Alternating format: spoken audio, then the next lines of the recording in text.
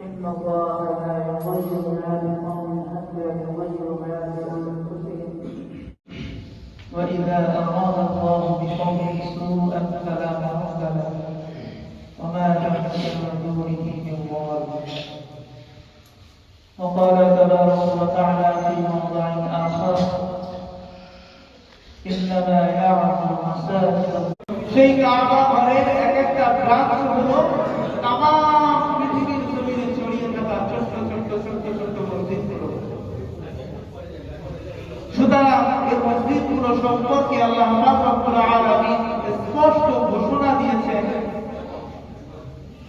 যে মসজিদ তারাই নির্মাণ করে যারা আল্লাহর উপরে ঈমান রাখে, বিশ্বাস রাখে।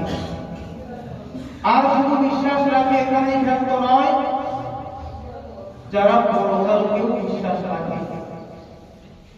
সুতরাং আল্লাহর উপরে বিশ্বাসী বান্দাদের দ্বারা এই মসজিদ নির্মাণ করাটা সম্ভব, অন্য কারো দ্বারা মসজিদ নির্মাণ করা সম্ভব নয়।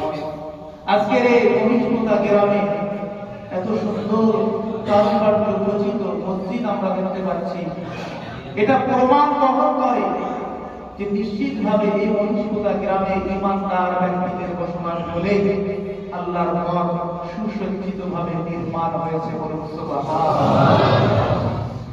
শুধু তাই নয়, এ পর্যন্তই বলে থাকা নয়, আল্লাহ রাব্বুল আলামিন কোরআন পাকের মধ্যে আবারও জানিয়ে দিলেন সূরা 10 নম্বর আয়াতে, ওয়া আনতাল মাসাজিদা লিল্লাহ ফালা তাদউ মা'আল্লাহি আহাদা।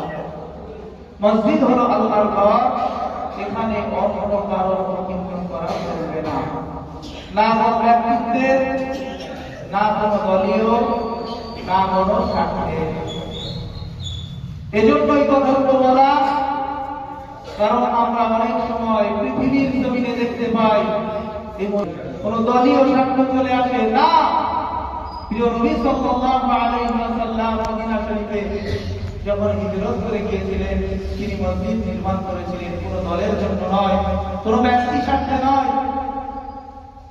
আল্লাহ নবী সাল্লাল্লাহু আলাইহি ওয়াসাল্লাম মসজিদ থেকে এমন শিক্ষা দিয়েছিলেন যে শিক্ষাটা দিকে দিকে দিকে দিকে তামাম বিশ্বের মধ্যে ছড়িয়ে পড়েছে। বলুন সুবহানাল্লাহ।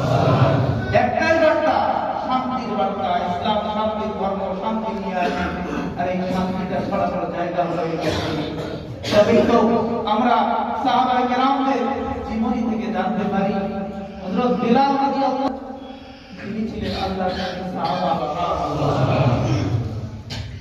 যে মসজিদ থেকে, যে জায়গা থেকে বিলাল রাদিয়াল্লাহু তাআলা আনহুর মতো দৃঢ় ঈমান, ঈমান কালেমা সম্ভব হয়েছিল, কিন্তু আল্লাহর নবীর কালেমাটা ছেড়ে দেওয়া, ঈমান পরিত্যাগ করাটা তার জন্য সম্ভব হয়ে ওঠে।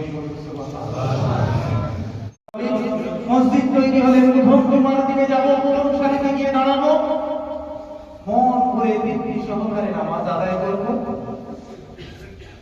এই আশা নিয়ে কি শুধু আজকের দিনে জুমার দিনে মসজিদের দিকে স্থাপন না, আজ থেকে আমাদের সকলের মনে একটি আশা আর এই নিয়ত রাখতে হবে আজকে জুমার দিনে যেমন ভাবে আমরা সমবেত হয়েছি, মসজিদের হক রয়েছে আমাদের কারুকার্য খচিত, সুন্দর সুন্দর ডিজাইন, সুন্দর সুন্দর কারুকার্য করা হয়েছে, ঠিক তেমন ভাবে এই মসজিদের হক হলো মহল্লাবাসীরা যেন সদা সর্বদা এই মসজিদটাকে আবাদ রেখে দেয়। তা না হলে মসজিদের স্বার্থতা ব্যর্থতায় পরিণত হবে। আল্লাহ তাআলা আমাদের সকলকে তৌফিক দান করুন। আল্লাহুম্মা আমিন।